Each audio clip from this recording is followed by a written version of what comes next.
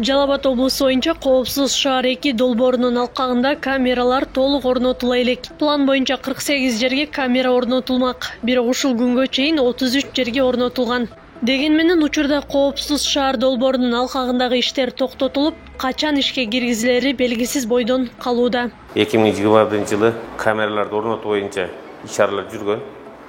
Ошол орнотулган боюнча жүргөн иш боюнча азыркы убакта эч кандай маалымат жок. Орнотулган камералар токтотуп, бирок камералар азыркы күнгө чейин толук орнотулду элек. Жалал Абад шаарынын 12 жер, мисалга Жалал Абад шаарынын 12 жерге орнотулган болсо, азыркы күндө Жалал Абад шаарынын 11 жерге орнотулган. Бишкек Ош жолунда деле 23 жерге орнотулган.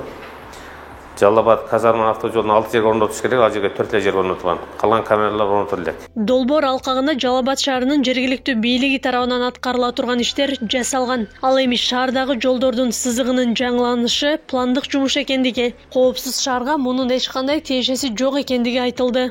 Бул негизинен коопсуз шаар 2 долбоору Кыргыз Республикасынын өкмөтү тарабынан ишке ашып жаткандыктан бүгүнкү күндө Кыргыз Республикасынын санариптик министрлиги тарабынан мындай көзөмөлгө алынууда да. Ошон үчүн биз кайсы убактан баштап иштеп кетерин, кайсы ушул числодон баштап мына ушул убакыттан иштеп кетет деген сөздү айта албайбыз да. Буга чейин санариптик өнүктүрүү министрлиги долбоордун 2 баскычын ишке киргизүү 2022 жылдын март айына бара тургандыгын, кийин болсо июнь айында толук ишке кирерин жарыялаган.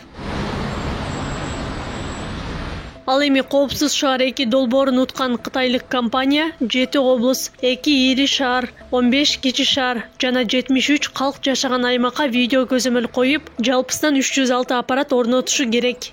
Акылай Карабаева, Замирбек Тойчубаев, Регион.